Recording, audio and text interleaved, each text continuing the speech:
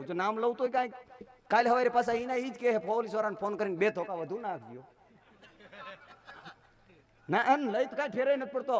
હા આપણને ફેરાય નથી પડતો ભાઈ ગુજરાતભાઈ, અને કોઈ દી નથી પડ્યો. કારણ કે જેથી ચંદુ ધારાસભ્ય હતો તેથી હું જાહેરમાં કહેતો ચંદુ બંધુ અને ચતુરિયા ધારાસભાએ ઢળે દઈના હકલના દળે એને કાવ ઠબકો કાગા ચંદુ બંધુ અને ચતુરિયા ઈ તો ધારાસભાએ ઢળે. કદાચ ગમે સ્ટેજ હોય બોલવાની સ્થિતિ આજ હોય એમાં કાંઈ ફેર નથી.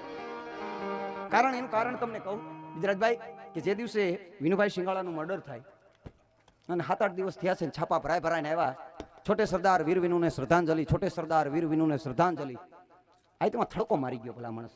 ક્યાં સરદાર વલ્લભભાઈ પટેલ? આમ તો હું આમ ખરેખર ક્રાંતિનો ઉપાસક છું, શાંતિનો નહીં. જયદીપભાઈ તમે જેની અંદરમાં ફરો છો ને ઈ જ તે, પણ ફેર કાંઈક જુદો હશે કે ઓલા 4 પગવાળા છે ને અમે 2 પગવાળા છીએ, ફેર એટલો.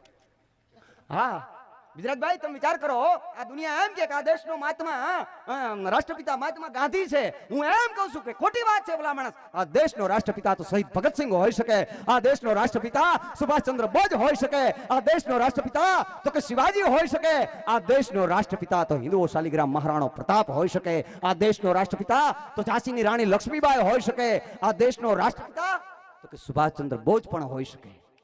આમાં કોઈ જાતિ કોઈ જ્ઞાતિ કોઈ વર્ણની વાત જ નથી. આ તો અંગ્રેજોને માર્કેટમાં બરોબર થાકી ગયા હતા કે હવે અહીં કાંઈ લીધા જેવું નથી. ભારતને જેટલું શોષણ કરવાનું હતું એ આ ભાગ્યો પાસેથી આપણે કરી લીધું છે, અને ગાંધીજીને માર્કેટમાં આવવું અને અંગ્રેજોને ભાગી જવું.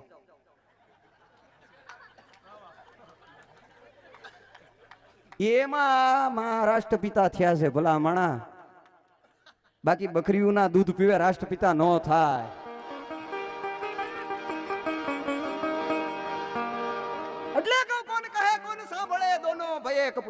આ સ્થિતિમાં કાંઈ ફેરફાર ન પડે. અને કોરડાની માલિકો બરોબર ખોડિયારમાંના મંદિરે કાર્યક્રમ હા હવે કઈક નીકળ્યું છે. હા મને એમાં ગુજરાતભાઈ કોરડાની માલિકો કાર્યક્રમ પણ આ છાપા વાંચતો હતો ને તેથી મારે જયરાજભાઈ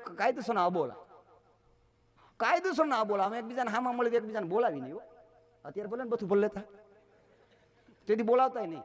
જયરાજભાઈ કોણી? કારણ કે મારી બાલ્ય અવસ્થાથી હું એને ઓળખતો નહીં કે હું હરદેવભાઈ જયરાજભાઈ સમજતો, જયરાજભાઈ હરદેવભાઈ સમજતો. કારણ કે અહીં ખાવા ખીચડી નહોતી, તગો આંકતો તો ભાઈ એમાં જયરાજભાઈ ક્યાં જ જોયા હોય.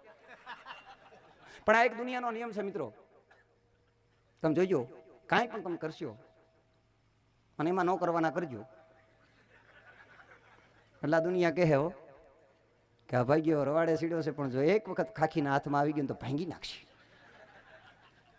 એમાંય ન કરે નારાયણ ને 5-25 દિવસ થાય ને તમે કદાચ કોઈ ધંધામાં સક્સેસ થઈ જાઓ અને તમે ગાડીઓ લઈને ફરવા માંડો ને એટલે પાછા એ નહીં ભેગા બેહવા માંડે. મોટા તારી ગાડી જેવી ગાડી નહીં.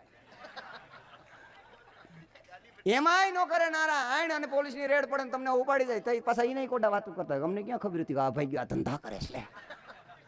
હારે ડૂટી ફૂટી ખાધી, હારે ગાડીઓમાં મજાઈ લૂંટી, ત્યાં સુધી ખબર નહોતી.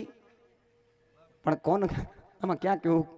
કાગજ તણી નાવ થકી સાગર કદી તરસ્યો નહીં, અને આ દોરંગ તણી દુનિયા તણા ધોખા કદી કરશો નહીં. ભલા માણસ કાગજ તણી નાવ થકી સાગર કદી તરસ્યો નહીં, અને આ દોરંગ તણી દુનિયા તણા અને ધોખા કદી કરશો.